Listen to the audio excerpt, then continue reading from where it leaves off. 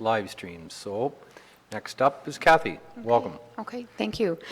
So I'm going to start, as everyone else has done, with the business plan for the museum. And what you're seeing in terms of the key performance indicators are the ones that we changed in 2016. So this is going to be a continuation of those KPIs for this year. As we're not wanting to change at this point, we really want to track these KPIs. So again, we've got the cost per household. Number of memberships. Now, memberships is a tricky one because it fluctuates depending on when the actual membership is actually taken out. So it doesn't run a calendar year like January to December. But we have seen a significant increase in our memberships even from 2 years ago. Community partners is an important one for us, especially from the use of the facility as well as revenue development with our community partners. And one of the things that we're looking at as recently as this week is expanding some of our community partners in terms of foundations and looking south of the border because there are some U.S. foundations that do fund museums, and we're actively taking a look at those opportunities. We are seeing a big increase in our, I guess if you will, from visitors that aren't actually coming to the museum but are engaging with us in different ways. So social media, the likes of social media, as well as our recent project of Past Perfect Online, which will now enable our visitors to actually physically go onto a website and look at pictures through the archives or pictures of our collection, is yet another way of how we're engaging with our visitors. So that's the whole online and digital world is becoming more and more relevant to us. And also from a collections perspective as well. So our social media likes, we're still tracking Facebook, starting to get into Instagram and Twitter, and we're seeing good engagement there. Total numbers of visitors, you'll see we haven't really projected an increase over the next few years, and part of that is because we're starting to see a little bit of a different trend coming through. So while our attendance is from a revenue perspective is a little bit lower, we're gaining it on the member side. So we're still analyzing lots of that data and taking a look at how we can work to increase that the visitation as well. But we do have visitation in the likes of non-paid as well. Staff training for Loyalist. We had a heavy investment with staff over the last couple of years in the Loyalist program. By the end of 2016, all of those 7 participants will have completed the program, I'm happy to say. And we are projecting over 2017 and 2018, possibly 2 other people. Currently, those people have potentially not been hired, so we're just kind of doing placeholders for that. So that brings you forward to the KPIs. In regards to our major initiatives, we have 7 major initiatives that I'd like to review with you, and 3 of them are falling in the line of capital, while the other 4 are mainly related to our operations side of the business. So the first one is in regards to our traveling exhibition and bringing in new and relevant traveling exhibitions, our summer exhibitions, if you recall. So we have already secured the traveling exhibition for 2018, which is Toys the Inside Story. We are working in conjunction with Economic Development and Library in regards to look at the revised tourism strategy for enabling culture and heritage to play a larger role within the tourism strategy. If you'll recall, we had had some initial conversations, and it is ongoing. So while we're looking at this as an initiative for 2017, the actual outputs will probably be closer in line with 2018 and any cost from that as well. The museum strategic plan, the council will recall we're moving forward with a number of initiatives through the museum strategic plan, one of which is the feasibility study. And the feasibility study is no impact to the 2017 budget because we are going to be funding that through either the reserve fund, a reserve account, or the Canadian Cultural Spaces Fund. And we did have some initial feedback. They are in the process of reviewing applications right now for both of the submissions that we had for the feasibility study as well as the First Nations exhibit. Positive positive feedback at this point, but we're just waiting for their final decision.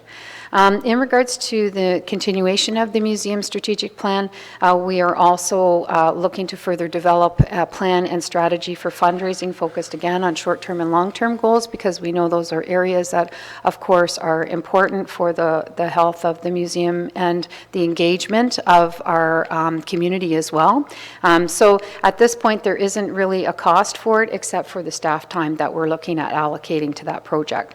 In regards to the capital cost, as you'll recall, we have one initiative in regards to developing and launching the last area of the permanent gallery space on the lower level, and this is our in-house exhibit, The Last Frontier, in recognition of the 150th anniversary for Bruce County. So we're tracking well to start that project in January, and then we're also in the development stages right now of two other in-house exhibits. We'll look to launch those in 2018, and of course one is our First Nations exhibit. Again, we're waiting for funding, and with either the grants that we have put forward or through the individual funders.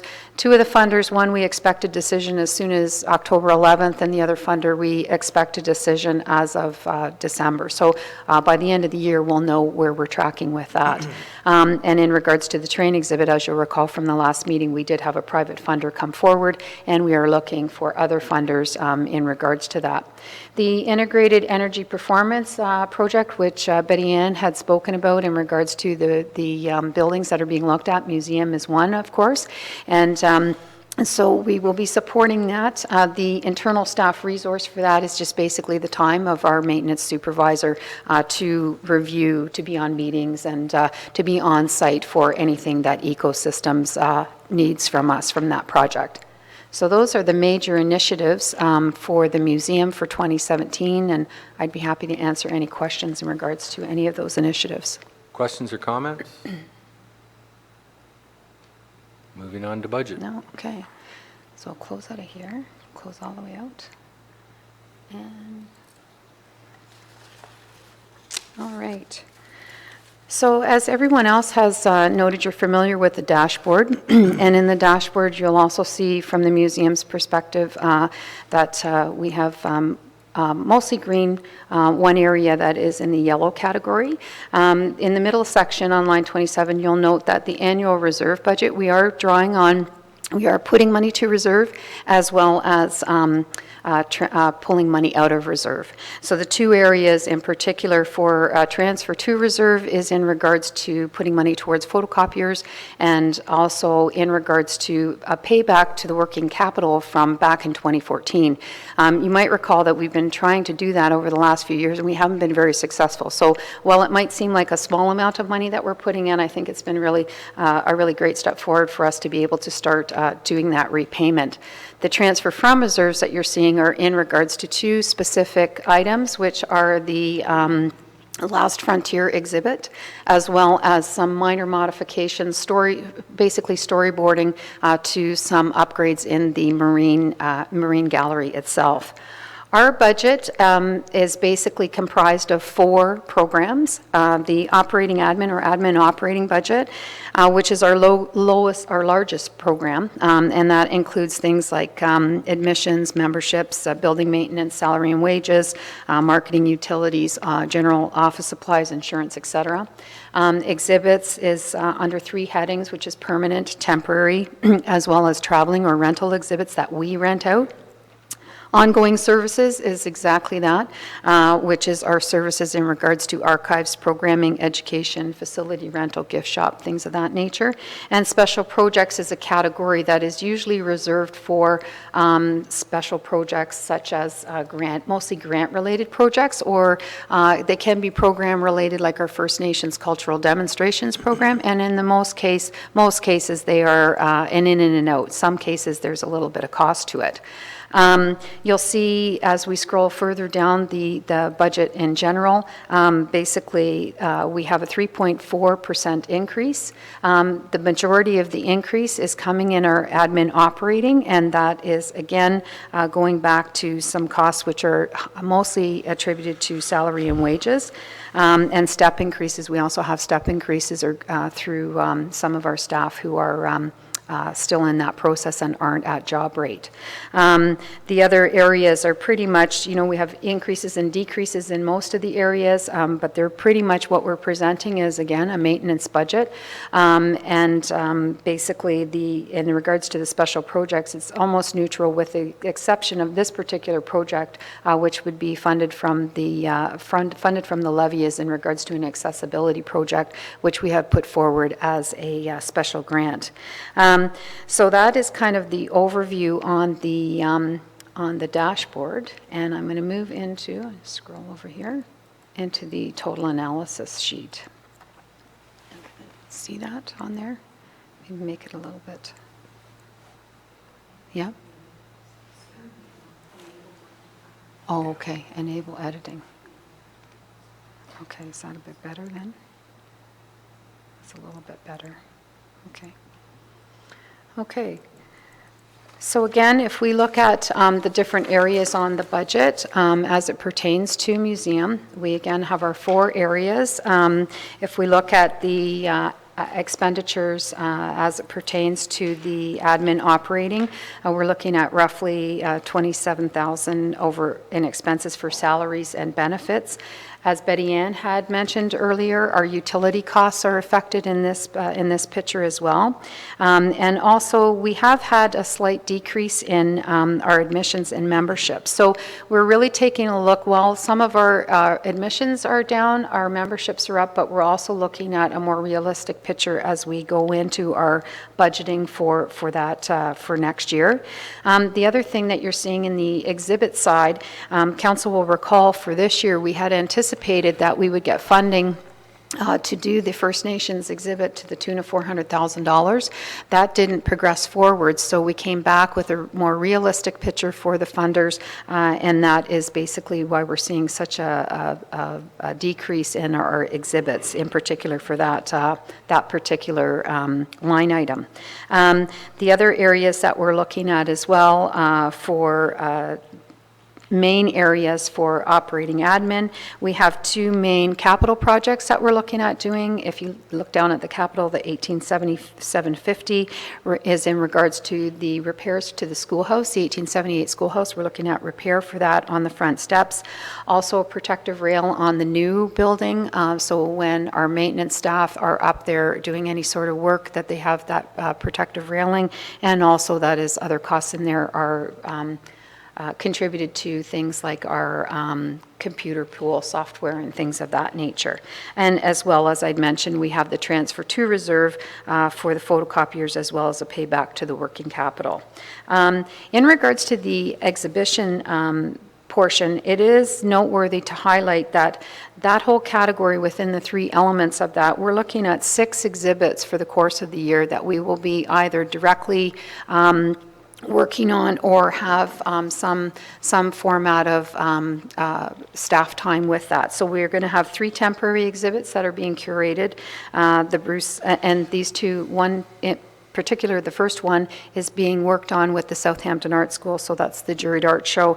Also, we have the As the Crow Flies, which is the fiber art show that we're working on, which we are looking at having that travel, so that would be a revenue source for us coming into 2018 up until 2020.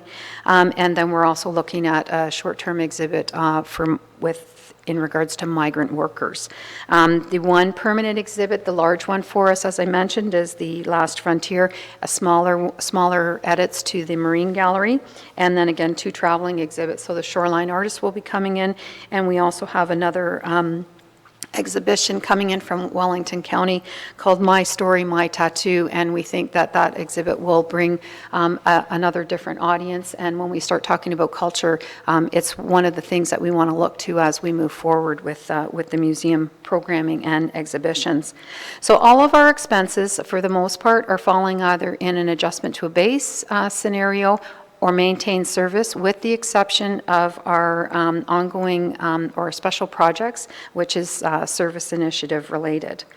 As we move into some of the other areas, like I'd mentioned, the ongoing services, all of these expenses, I'll just move over to that tab maybe, are are related to just basic decrease and increase with some of the supplies and things of that nature. So they're minimal changes in terms of that budget.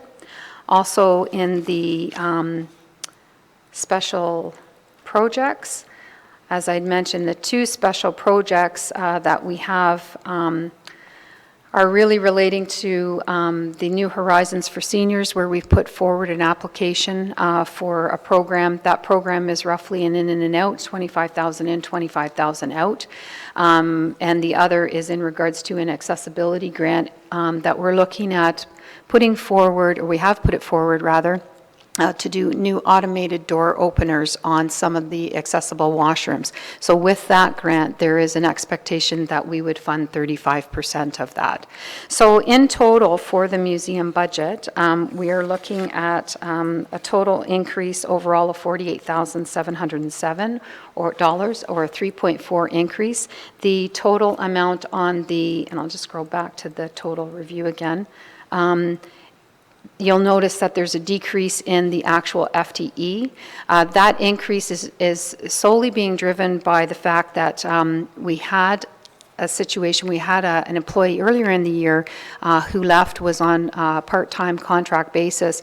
When we were analyzing what was the best opportunity, we decided not to backfill that position as it was, but instead we hired a summer student to cover the peak periods that we needed. And it worked well, so we've decided that that's the way we would proceed at this time. So that's why you're seeing a decrease in the FTE amount. It's actually no real, a slight reduction in headcount.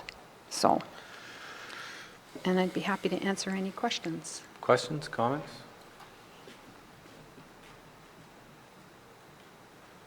Hearing none. Okay.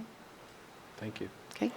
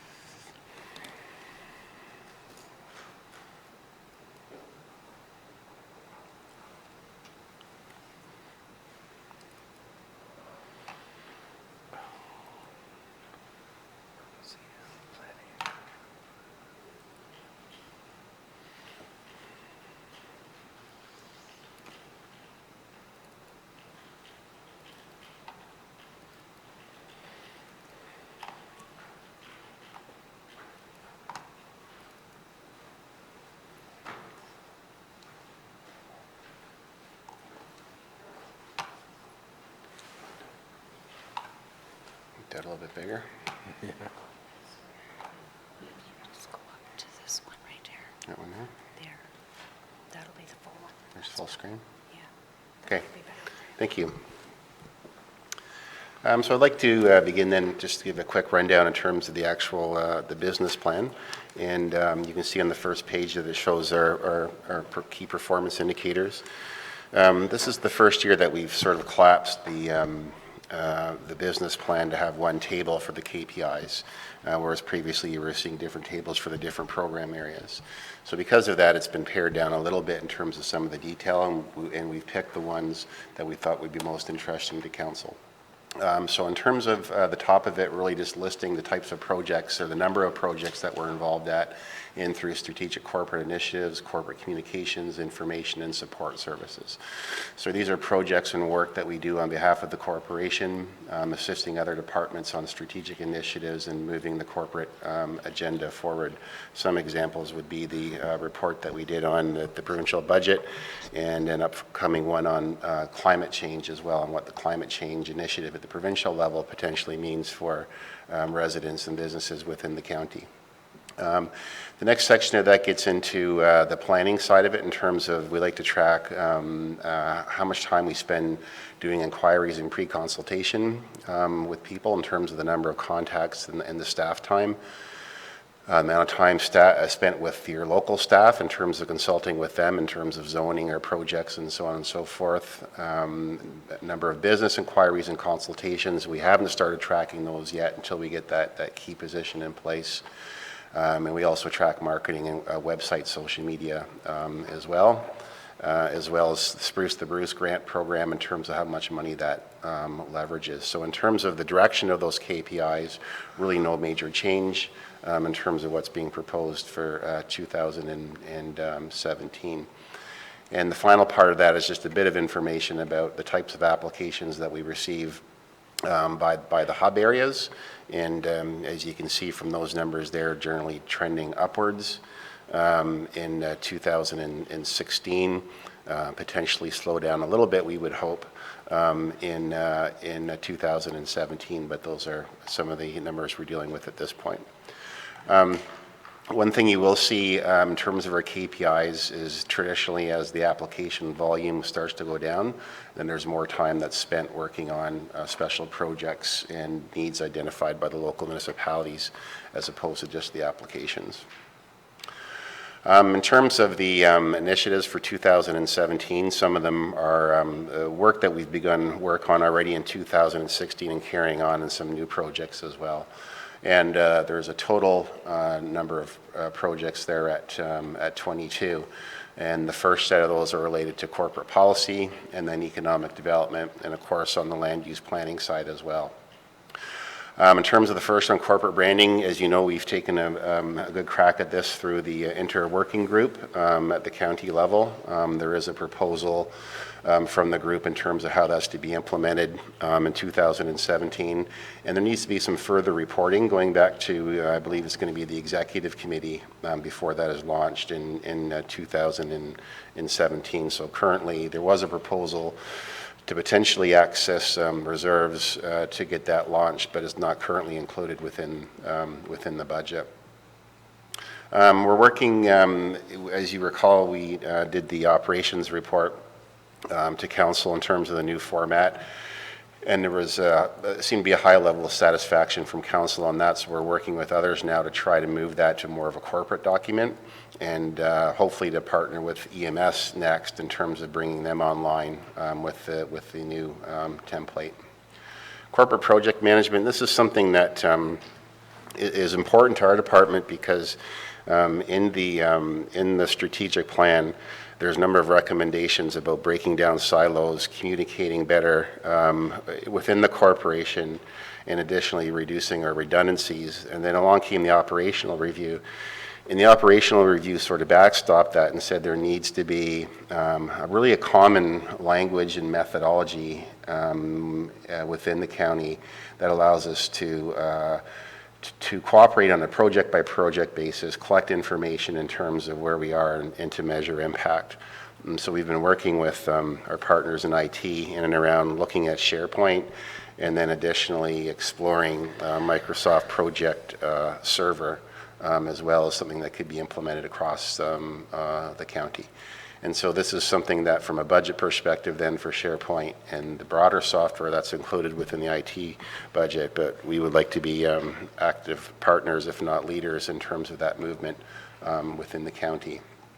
File management, we talked about that. File management is related to the SharePoint, and there's some potential in SharePoint to do two things, and one is just to straighten out your directories so these other pieces of software can work and sit on top of that, and it has also some limited project tracking capabilities within it as well. So we're currently testing that and would hope to report back in terms of, in conjunction with IT, in terms of if that's something we should be pursuing or going down a different road. Here, you're all very familiar with what's going on in the energy sector and in terms of the nuclear project and also our core program.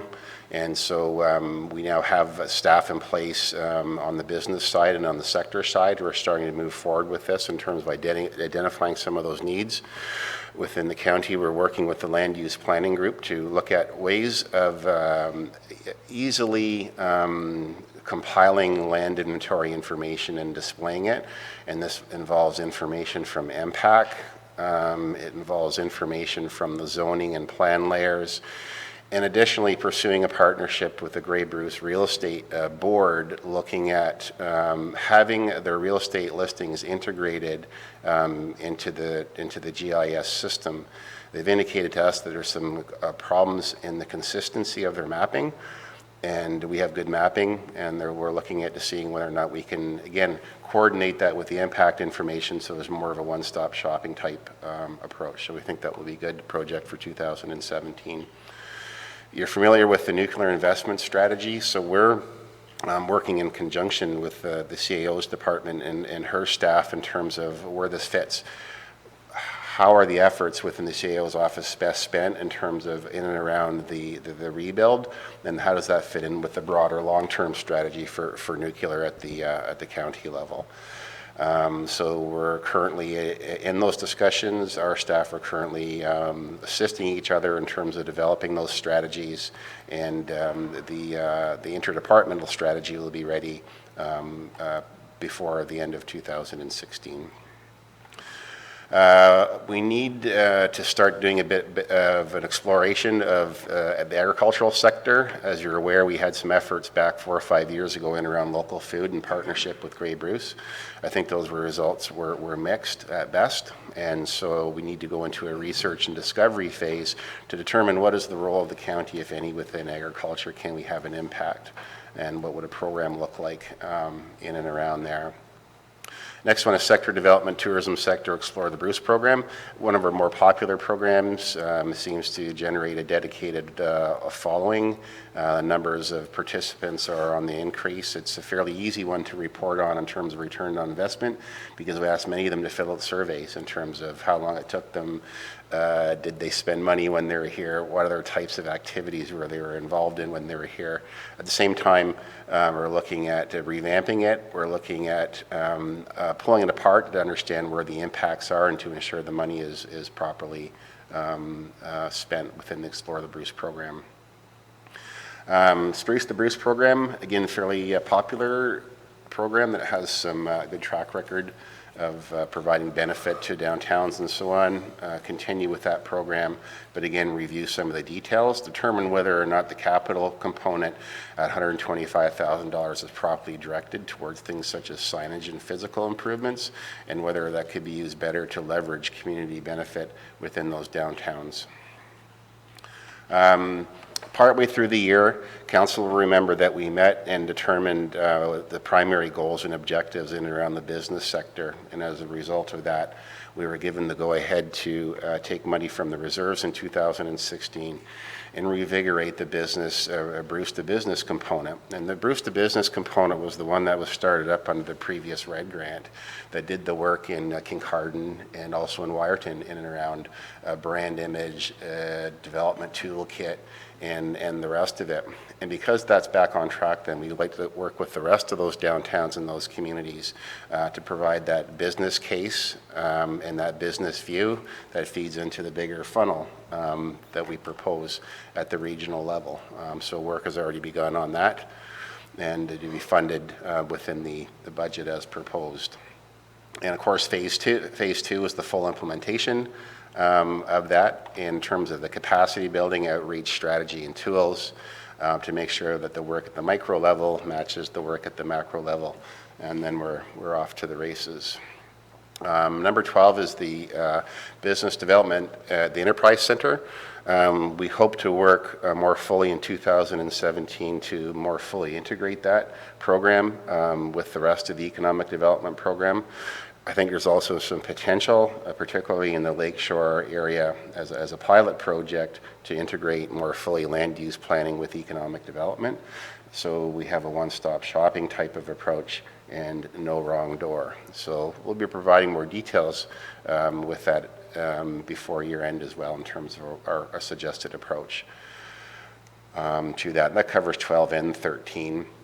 The rest of these projects are, we've sort of been challenged to do more meaningful work within the community on some of the larger projects.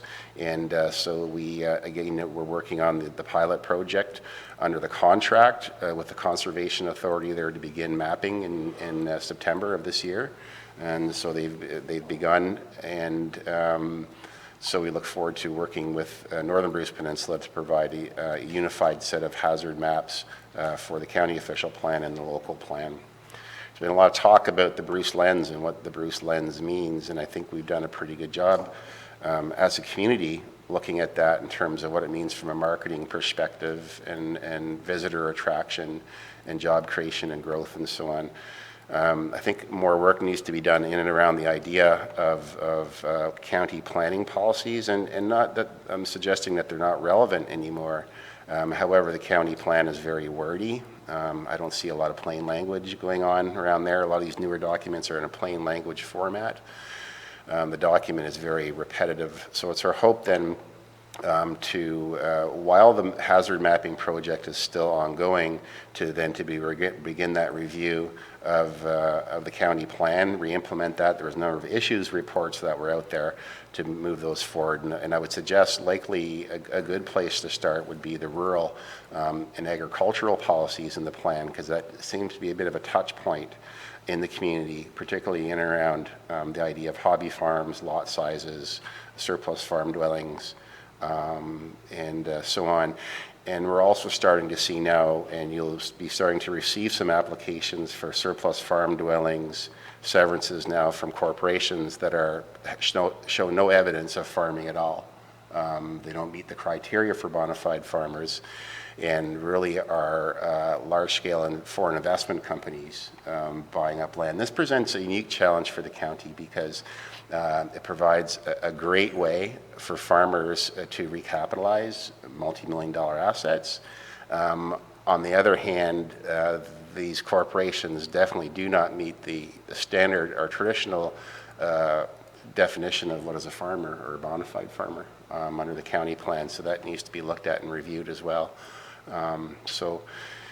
The rest of it, once we finish up the hazard mapping, we should start looking at some methodologies in and around natural heritage systems. That seems to be the next big issue of contention in a lot of our communities in terms of refining that, keeping on with the Bruce County 5-year plan review. And there's a number of other issues there. You can see some of these smaller projects that are being worked on by our local planners, particularly in Kincardine and in South Bruce and South Bruce Peninsula as well. So there's a fairly quick rundown of some of the projects. Is there any questions regarding the business plan? Milt? Item 10. So there was Kincardine and Wyerton, you're saying your other communities now are going to. Yeah, so the red program really just funded those first two ones, and then we sort of put it on hold for a while, just pending funding out the rest of the sector side of the economic development strategy. And so this is back online with money that was from reserves in 2016, and we would like to move forward with the rest of the communities. So planning on completing that in 17? Yes. Yeah. Other comments, questions? Yeah, just further. Sure. So you say here, Chris, basic data collection and identification of business assets. So that's basically what we're getting, right? One of the things that they've done in one of the parts of the RED program is to look at it as opposed to doing a scattergun approach to these communities, is to interview the community and get them to collaborate together in terms of what's the essential core idea, what's the essential core attraction about their downtown, and then to try to attract businesses that sort of fit that model. So by way of example, in Wyerton, the very idea is that Wyerton would be the base camp, is that there's this huge wilderness out there, and by gosh, you should stop in Wyerton to get all your supplies and supply before you, because it's largely based on an outdoor experience. So they marketed themselves base camp in a similar way there's a base camp for Mount Everest, I guess you could say.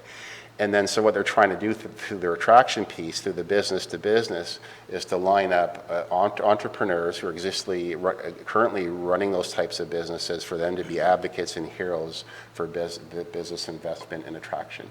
So then they wouldn't necessarily be trying to attract a new industry plastic manufacturing, or whatever the case might be. They're trying to really focus on enhancing the existing core services within their own community. And so that forms the first part of it, is who they want to be. Secondly, to then get the types of information that are required on the business-to-business website as a site selector attraction tool. So that's actually been built. And it's a question of finding out what the essential brand image is, and then populating the information that's required. The business development, or the business enterprise center, that's still located in Port Elgin, is it? Yes. And planning on staying? Yes. Okay, anything else? Budget. Okay, I'm just looking for the red board. There it is. Sorry, did I say red board? Yeah, out loud you said it. Dashboard. The top of it's all green. It means the numbers were inputted correctly. Well, it's an interesting time for our department, and Kelly mentioned that a lot of what you're seeing in the business plans is related to council priorities and new initiatives. And we started talking about new initiatives and council priorities kind of around 2014, 2015, and a lot of that was filled out in 2016. And so we very much changed the way that we've done business and responded by changing our core program to fit the core priorities. And so the trends that you're going to see in this budget then is really a catch-up type budget, doing two things. First of all, adjustment to base, because there was a number of salary increases and so on, because we brought on more staff in key positions. And secondly, to maintain service in terms of people moving up and down the grid and so on. And when I said adjustment to base, I should say adjustment to base is more adequately described as positions and funding brought on partway through the year. And now we're trying to annualize that. For example, the business-to-business function. And additionally, some money coming from reserves to fund some of our programming in 2016, which would be off of the levy. And so the main part where that shows up in the budget, sort of from a global perspective, if you go down to land use planning, in terms of really not too much going on there. We're sort of in the yellow and the green, luckily. Economic development is showing a fairly large percentage increase. And again, this is to fully fund the business-to-business side of it.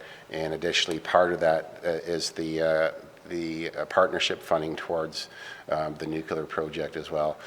911 showing at 8%, but that's actually $3,000 or $4,000 because the budget is that's just the for the Central Emergency Response Bureau, so not significant from dollar point, but showing up as a fairly large percentage. And I'll show you in the planning and development side again, showing as the 9.2%, but again, this is a case whereby we've hired our last planning tech to fill out the HUD position, and in the 2016 budget, it was only budgeted from April till year end. So you'll see those wages coming in full time, hitting home, and some movement up and down the grid as well. So in terms of the pressure categories, in land use planning, there to maintain service. In the red, you'll see 6.8 for the reasons I described.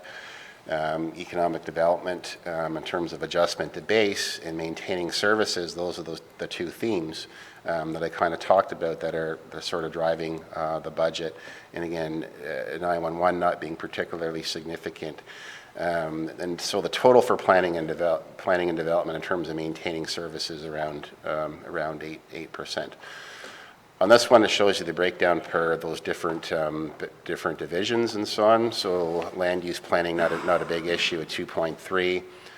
Corporate policy, that bears some explanation in terms of there's a decrease there as well.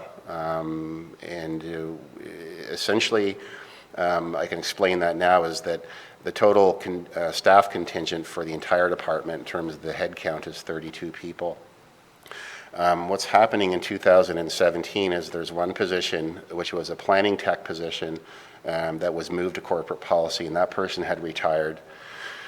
And although it's part of the full contingent, it's not being budgeted for in this budget. Currently, we have an interdepartmental working group looking at GIS in terms of can we take some of the capacity that we've built and have a broader corporate and community impact with it. It was built to be robust and scalable and all these things, but to a large extent, it remains an internal tool being used a lot more by our municipalities. So that position is under review, and it's not included within the budget, and that shows as a decrease.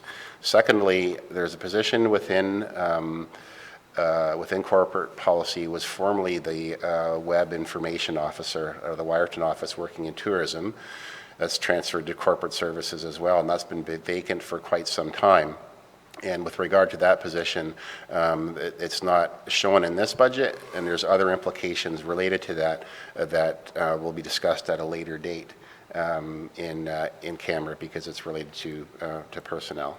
So, although the structure for our department is fully actualized at the 32 people to run this through all divisions.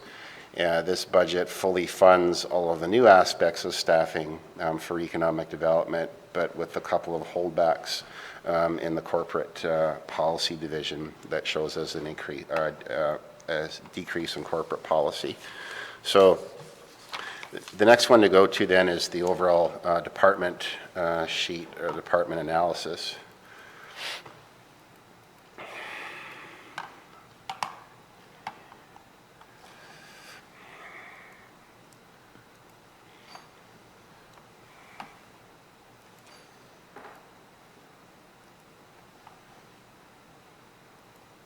Okay.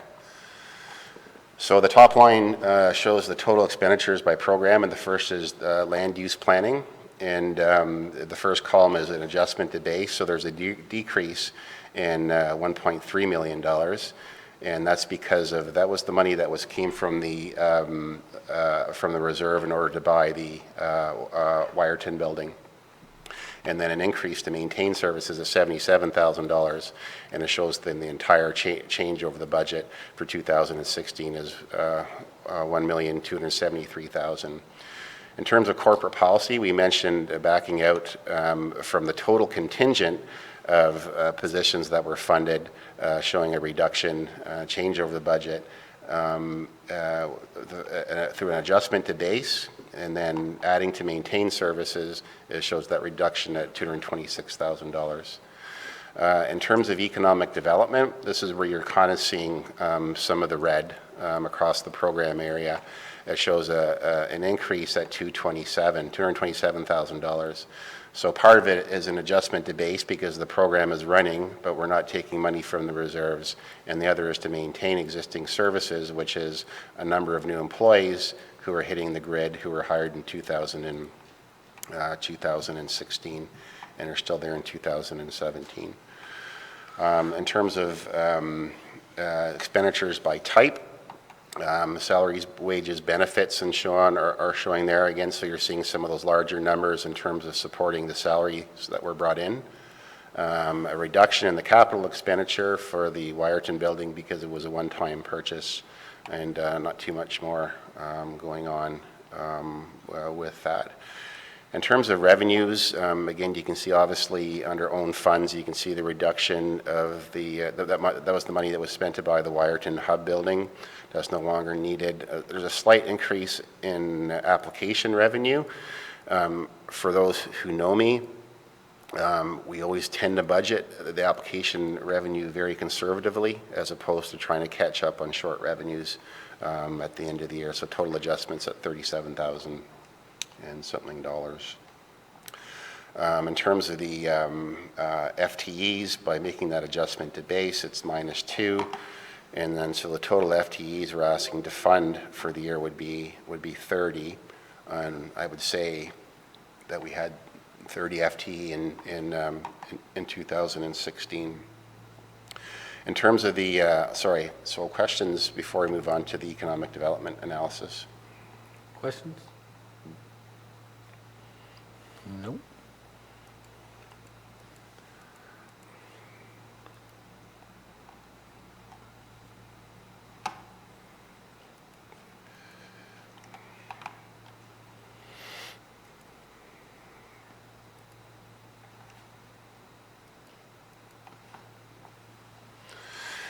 Okay, so economic development in terms of expenditures by programs, and again, the overall expenditures up to incorporate those staffing changes as well. Revenues down by $150,000, and this is because we're not relying upon the reserves to fund the new programming that was brought on stream. We mentioned salaries, wages, and benefits as the next line. And of course, this is overall within the department. This is one of the bigger hits within the global budget, and those numbers are fairly clear by looking at them in terms of where the costs are coming from. Reduction in capital by $56,000. Again, taking less money from the reserves than previous. One of the things you'll notice here too is contract services showing up as $63,000 increase, and that's interesting because in 2016 it was the first year that we actually developed 3 program areas, and it was the first year that we were challenged in splitting out some of our overheads and so on, so each program area was paying their fair share. And then along came the Wyerton building, and then so our department is the property manager for that building, and we were challenged then with sending those expenses back to the program area. So some of the changes you'll see that seem to be very high in terms of contract services and so on are results of taking all the department overheads, and we've put them into the planning side as an administrative sink, and then those are all charged back to those different program areas. So you're seeing some balancing between the program areas because they weren't paying enough previously. And then some of the accounts are balanced out depending on the number of people in the building or the amount of service that they use under those expenses. So in the actual budget analysis sheet or input sheet, it breaks down all the expenses and puts them back to these 3 different program areas. So you'll see some costs like that without the costs of running the department necessarily going up on that basis. So I think that's a fairly good rundown, and with the total net requirement of being $428,000 to play catch up for the most part for what happened in 2016. Questions? Continue on. So Land use? corporate policy, Corporate policy. analysis.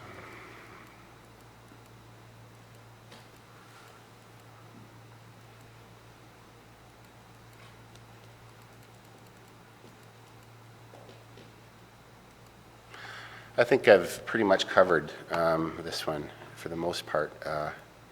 Just again, it's really just running the baseline program from last year. There's a couple positions there that are impacting this in terms of the FTE. That's showing it as a reduction, and that will be dealt with at a later date. And land use planning.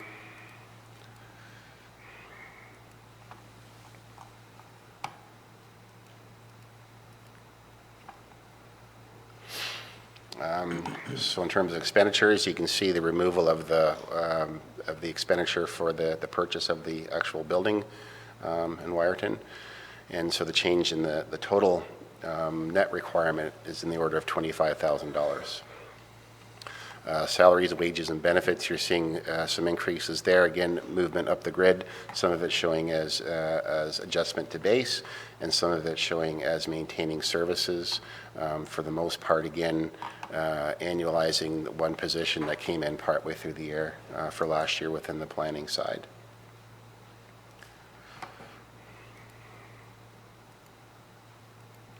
And I don't think there's too much there.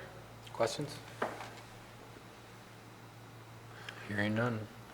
Do you want to know the total ask? I didn't do the total ask on the department sheet, or the department sheet.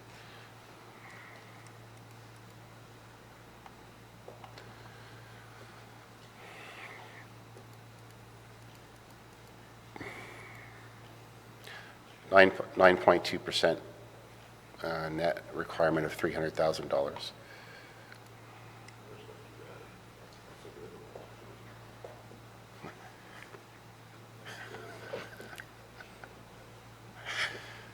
Comments, questions?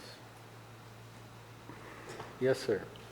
I don't pretend to mean this relates to Chris's budget, but somewhere, I guess I'm asking Kelly for a comment on process. When last meeting, we had Saugeen Valley here asking for us to help them fund a program, and I guess it hasn't come back. Has that appeared anywhere in today's budgets, or so if we want to help that program, that's going to be above and beyond what we've seen today somewhere. So other requests that we received throughout the year, they're in these numbers today? Through you, Mr. Warden, the only two that are not in these numbers are, number one was the Children's Village outside of Hanover. There's $0 assigned for that request. And the request from the Saugeen Valley Conservation Authority for cover crop assistance is not in this number at this point. That will be coming forward at the October committee meeting for consideration, but we were kind of caught between two timelines, and that's why it wasn't put in as a suggestion.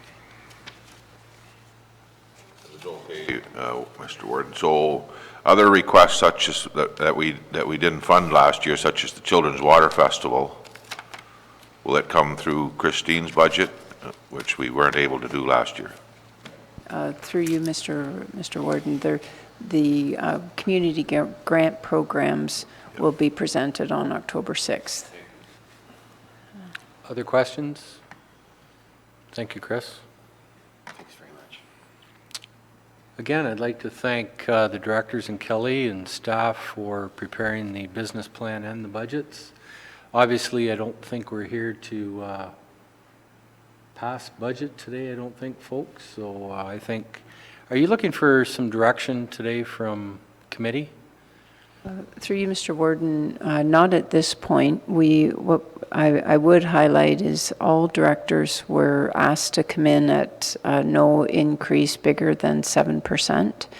And we've had a real hurdle, as I said in the opening remarks, with the two long-term care facilities, particularly with Bruce Lee, that the CMI increase, the impact for the Bruce Lee budget for the CMI decrease is about 12%. So the items of that magnitude really skew what we're trying to do. But we anticipate that the 7% is most likely not acceptable to the elected council, but we wanted to come in with a starting point that we have already been quite aggressive in terms of addressing a number of the nice-to-haves. Most of them are not included in it, but we expect that you're going to put pressure on us to address it a bit more. And I know we still haven't received 3 budgets at this point, so I'm just kind of putting that out there for committee to get your thinking caps on what you're thinking as numbers, and obviously there'd be more dialogue. Any other comments? Ann? Just for long-term care. So there's the provincial funding, and some of the increases are mainly due, I maybe missed that before, I was out for a little while, to what? Just a very top-level view. Through you, Mr. Warden, the provincial government provide monies for various program portfolios, and the one in particular is the nursing portfolio. And the funding that comes from the government in the nursing portfolio is largely driven by what we affectionately refer to as the CMI, but it means case mix index. And there's an intent that case mix index naturalizes the long-term care environment to ensure that homes that have a heavy duty of care are getting the correct subsidies to compensate for that heavy duty of care, and those with a light duty of care get the correct amount of funding. Bruce Lee, this past, that was about 2.5 weeks ago that it was formalized. We were directionally seeing things that were of concern, but formally we received notification that it was being reduced. It's a little bit hard to explain. The CMI number is dropping 1.3%. That impact to the levy requirements for that home is 12%.